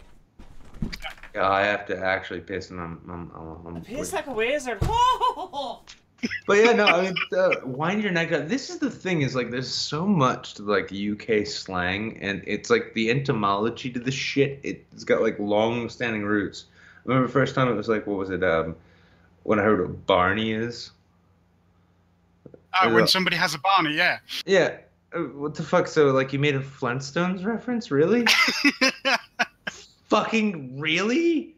Like, oh, it's me old China. What the fuck? You're talking about plateware? Yeah, China plate. The fuck is wrong with you people? I mean, you know, at least we just come up with like racially insensitive things to call each other. Well, I mean, you've got to make a good cup of Rosie Lee for your China plate. I didn't understand the first half of that. Explain that. Explain that before I throw something. A cup of tea for your best mate. Too late. So wait, what was it? What was the whole? How'd that go? Okay, a cup of Rosie Lee for your China plate. Cup of Rosie Lee for your China plate, and somehow that made sense to young people. Now I need to know. I mean, how many LSD chemists live within the Isles? Well, yeah, I mean, Rosie Lee, cup of tea, China plate, best mate. Yeah, Well, the Cockney, though. Yeah, but I mean, it's like you also like you guys you eat things called pork faggots and spotted dick. Yeah. Has there never been a point in Yeah, but dude, have you tried spotted dick? Holy shit, it's so good. What? Okay, whoa, hang on. What actually is spotted dick? Okay, spotted dick is a sponge pudding, which normally has like raisins in, which you would normally serve with like cream, ice cream, or custard, and it's really tasty. So it's a raisin pudding? Yeah. Well, that sounds fine. You know, I mean, it all I sounds suppose. good. I mean, well, I mean, honestly, like raisins a are kind pork of faggot- weird, though. Yeah, but I mean, I've looked up what a pork faggot is, and honestly, like, it looks fucking tasty. And like, I haven't not since the last time I was on Lyrica did I want to put a faggot in my mouth so bad. Now, honest to God, if you're having like a casserole or a good stew or a hot pot, man, you got to get your Faget game going. Somebody said bangers and mash in the chat. Like, I tell you what, man, we got the so there's this metalhead bar in Eugene called Old Nick's. Yeah, like That's the devil. Yeah, it means the devil, but it's like nothing but a hardcore metalhead bar. Norwegian fucking death metal acts come through, like all sorts of crazy shit. Great fucking bar, great bar. They have some amazing fucking bangers and mash. Amazing. Well, that's the weird thing I noticed about UK cuisine in general, be it Irish, English, or otherwise. It's well, I mean that other means Scottish or Welsh, but it's like it's the kind of thing like if you eat the common version of it, it's like, I can see why peasants like it. But then you have like a good version of it, like, ooh, holy shit! Like the best breakfast I've ever had was like a proper English breakfast with like steak and beans and all that shit. Right. And I mean, over here we eat cereal, and if we want to get fancy, we'll have scrambled eggs and toast. Unless you're in the South, in which case you get biscuits and gravy. But that's a different Grits, thing. fucking disgusting ass snotty fucking grits. Fuck grits. You just have Grits to, are yeah, disgusting. the thing is grits are disgusting until you pour half of a jar of sugar on top of them. That's fucking disgusting. That's disgusting. And then it tastes like sounds awful. sugar. No, Yeah, and then you get- it's fucking foul, dude. Who the fuck eats grits? Okay, but yeah, honestly, talk some shit about scrambled eggs, a mashed up biscuit, and sausage gravy all mashed into one mash that you just wolf down real quick, and then That's awesome. you're good to go. It's great. fucking delicious. Yeah. Yeah. That's my favorite breakfast. But an English breakfast with the sausage and the steak and the eggs and the beans. I mean, you get sausage, bacon, eggs, beans, mushrooms, hash browns, black pudding, hog's pudding, it's such, fried slice. It's just so good. I think the thing is that, like, 'cause I mean, like, the British character is one of, like, we will carry on no matter what because life is miserable on this soggy fucking island. You know what? Let's start our day off on the right note by eating a whole bunch of delicious food. Right. I can appreciate that. And then you get into the South where it's like you know, when you wake up in the morning, it's like hot and kind of muggy, but it's like, yeah, I wake up because I want to, and it's like, yeah, we're just gonna have good breakfast because we want to. So earlier today, I did a Patreon stream and we were talking about food, and I started saying that New England food is second only the shittiest food compared to English food. That's not really true. I don't actually feel that way. English food is shitty food second only to New English food. Yeah, New But England you got to food. remember also, we've got the best food in the world because, well, we brought it all back. Well, Well, no, yeah. no, Well, wait, yeah. wait, hang on. Here's the thing. English food is not necessarily good food, but when it's good, it's amazing. It's fucking amazing. But like the basic staples of English food is awful. It's fucking disgusting. Just trash. But the cool thing is that the English, recognizing that they had shit food, colonized the fucking world and brought all the good food to England. So there is actually great food in England. No, my dad pointed out when I was young one time, he explained the British Empire this way. He said basically every rich person who could afford to do it did everything they could to get as far away from the food and the weather as they could. Look at where they colonized. India, the Caribbean, Right. like Ecuador, you know, like the equator version of Africa. America! Yeah, and then, well, I mean, and here's the thing, though. You can talk shit about New England food. The only thing about New England food that is justified is our seafood, and that's because it's almost North Atlantic. Look, here's the thing though. Like, you guys are all about, like, we got this great seafood over on the East Coast. Your crab compared to Pacific Coast crab. Oh, crab here sucks. No, yeah, it's our fucking lobster, it's our trash. Our lobster is the shit. Your lobster's not bad, but your crab Cold is water lobster and our clam chowder. Your guys' crab is like the cockroaches of the sea. It's fucking disgusting. It's foul. Well, no, but that was a funny thing. That was another funny thing. Like my dad pointed out to me was that, like, imagine the first person to eat You keep a lobster. cutting out, by the way, Nick. Just thought I'd point that out. Yeah, you're cutting out quite a bit. Okay, Maxwell. Shepherd's pie is quite possibly one of the greatest fucking foods ever created. And that comes straight from the UK. Absolutely amazing. Shepherd's pie is fucking incredible. It is. There is a pie better than it, though. What is that? What is that? Please tell me. Fuck. Steak and ale. What's steak in it? I mean, is it actually just like steak and ale gravy?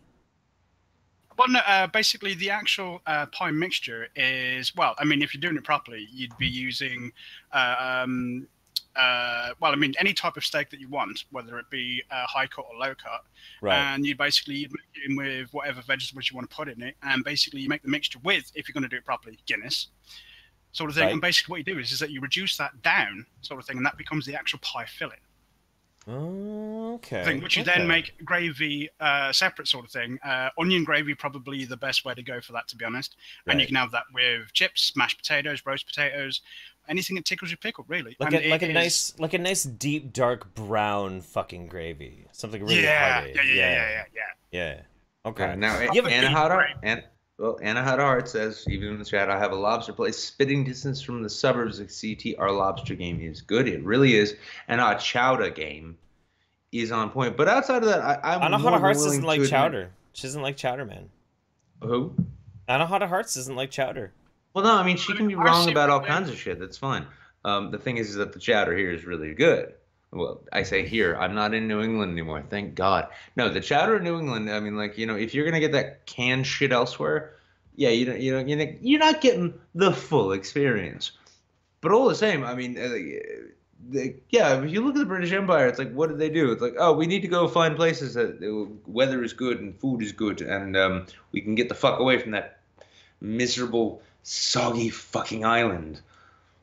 And make. Well, I've got to say, given what crab is, though, sort of thing, and how awesome it actually is, if you're in a place and you've got hashtag fucking air quote shit crab, it means you live in a place that doesn't know how to fucking cook it. That's right. That's right. You can turn even the worst like dog shit crab into good crab if you know what you're doing. Yeah. But well, here's the thing though: steamed Baltimore crab. Like I remember when I had it in Baltimore. It was great, but even in Philly, because like people will just take an hour drive to Baltimore, pick up a whole big boatload of fucking crab, and bring it back and steam the shit. Baltimore crab it's pretty. I mean, it's not Alaskan king crab or blue crab or anything like that, but it's pretty fucking good. And there's a difference between that and some like shitty like Maine coast crab. Even though that's deep cold water, it's still like I don't know, for some reason Baltimore crab really fucking works. I've had Baltimore crab. It's all right. Here's a scary thing. Right down the street from the resort here, there's an Arizona crab shack. I don't know if I want to eat shellfish in the desert. Well, landlocked desert crabs. Here's the thing. Here's the thing, though. Like, I know Arizona, New Mexico, and Colorado and Utah specifically. They do have like daily flights of shipments of seafood to those 4 different states to get fresh, as in it was caught. And within 24 hours, it is being served to you on a plate. Like, it is actually fresh fucking seafood. You can get good seafood even in the high desert. You can. You have to pay a premium.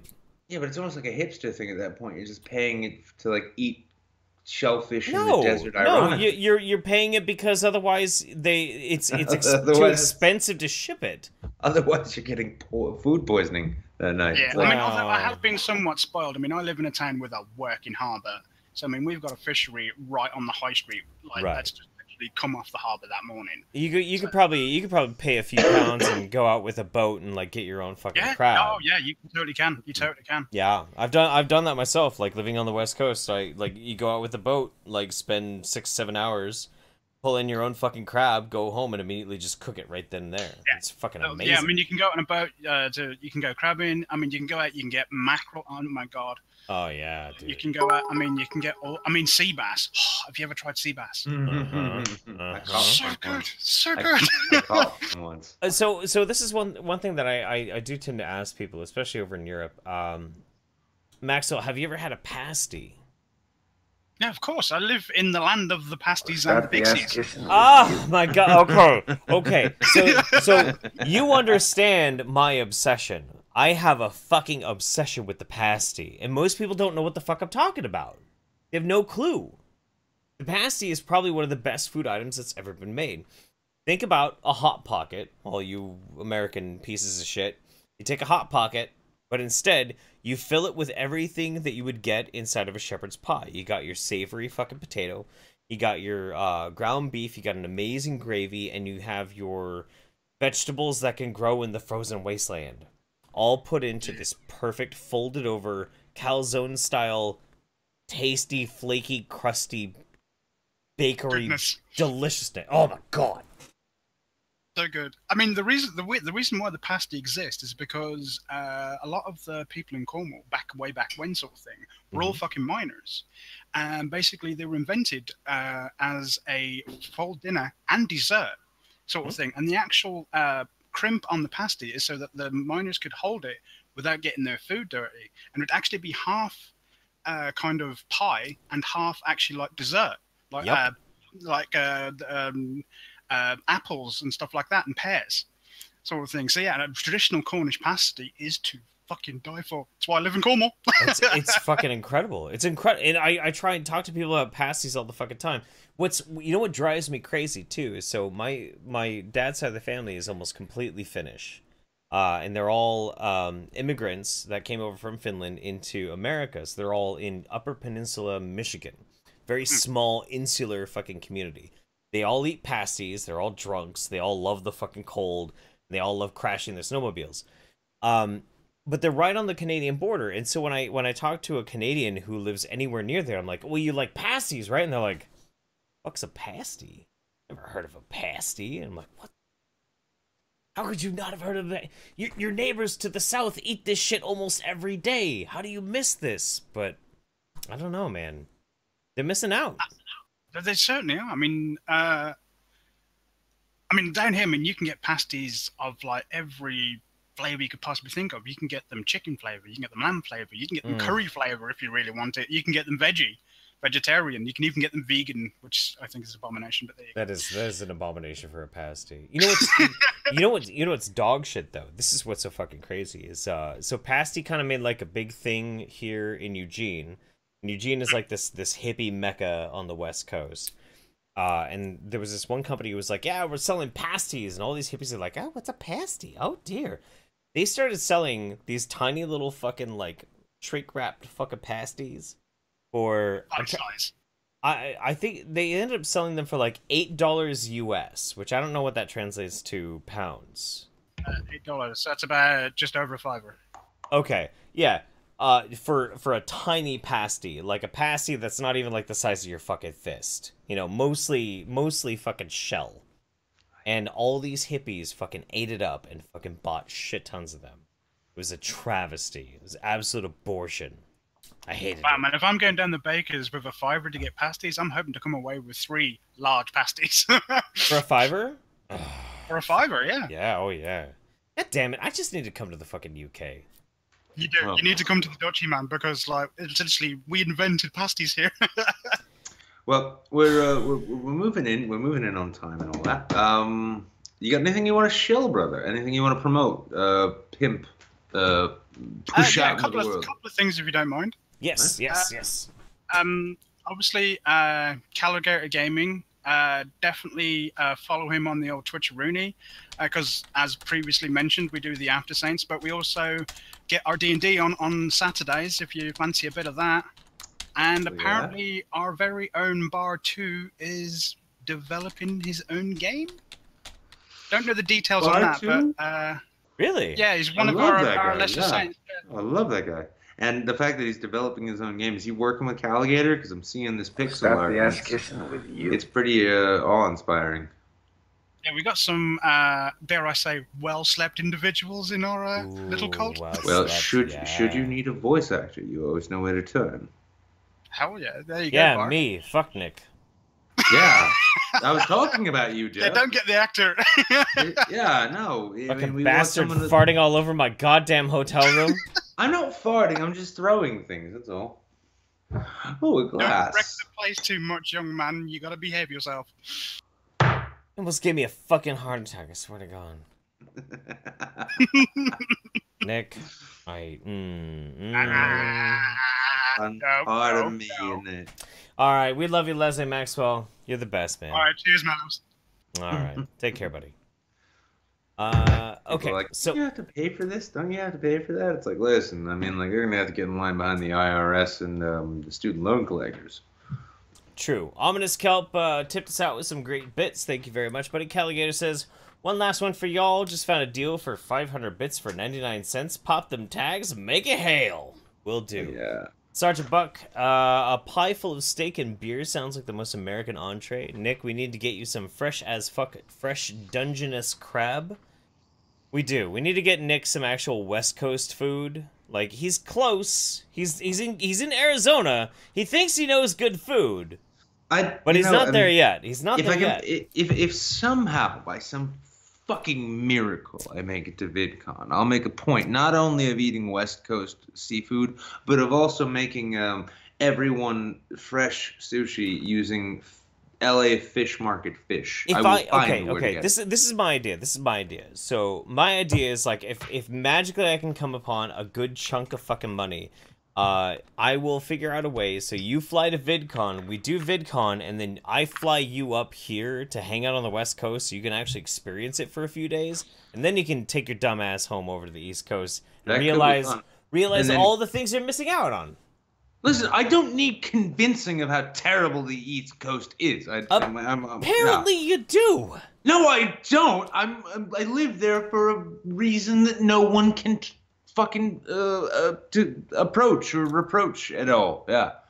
I live in a magical fairyland of fucking Fern Gully. It's amazing out here. Yes, I know, and I live in a dystopian fucking heroin junkie fucking miniburg. But there is a small artistic person who requires that I be there. Now, It's when nothing but wild hallucinogens and guns. That's what Oregon is. It's incredible. Yeah, so it's kind of the same in New Hampshire, except instead of hallucinogens, it's heroin and guns. So. Okay, it's Magic Afghanistan. I'd rather have hallucinogens. I'll get out of there when I find a way. It'll be fine. But all the same. Mysterious Stranger gifted a sub to Liviana, Queen of Pizza Stand. Thank you very much. And Mr. Tickle Trunk says, "That's right, Nick. You raid that fucking minibar. Raid that shit. That thing. They even gave me a little key. Hold on, I'll show you the key. And I'll throw it across the room. Don't throw it. Yeah, see, like, it's an actual fucking key. They actually give you, like, an actual fucking key to get into the fucking minibar. That's good. And it was great. I love it. So. I'm glad.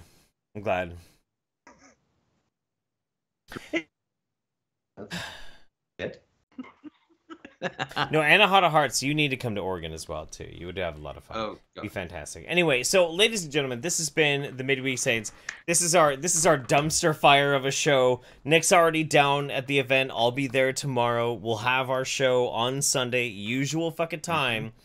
I don't know what kind of format it's going to be, but we're going to figure it the fuck out. And all the same, keep your eyes open for YouTube Sans Karaoke. It's gonna happen. It's gonna happen tomorrow night, and we will be posting the video over the weekend. But moreover than that, here's the thing: I would like to actually propose to you guys, especially the guys especially all of you in the Discord.